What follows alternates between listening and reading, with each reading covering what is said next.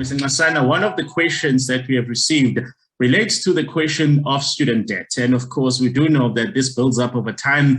And the problem is that for many people, they end up with a debt that is unaffordable, not because they don't want to pay, but because if you do not have a job to begin with, well, your ability to pay that is quite simply non-existent in the first place.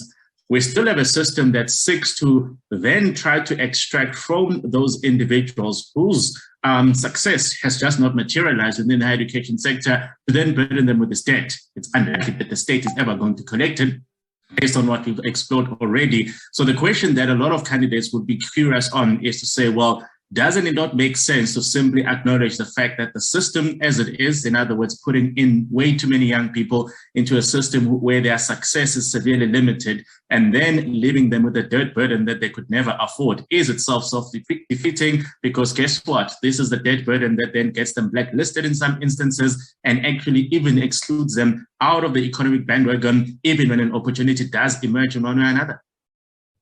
Yeah, so the couple of points which I just want to make here.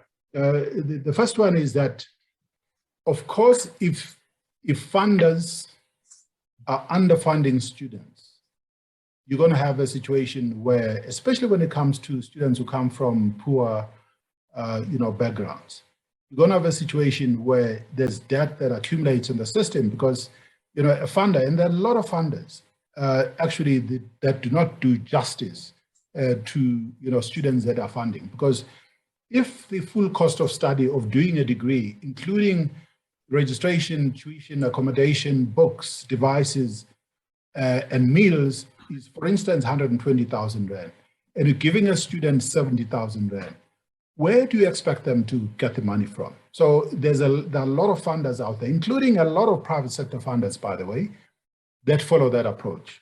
So it contributes, and we've seen, the student debt in the university system now has grown just over the last 4 years from about 10 billion Rand. It's now approaching 17 billion Rand. Okay, so this is the amount of debt which a lot of young people owe, and a lot of them may have been doing degrees, diplomas, and certificates, actually that end up contributing to being unemployed graduates. So that's the first thing. So students need to be properly funded. I know there's a comment here, well, can we sustain a grant system, a scholarship system that we have?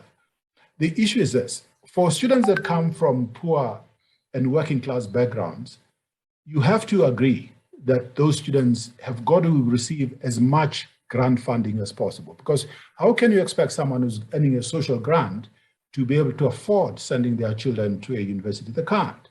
But there is a crossover point. There is a crossover point where, parent contributions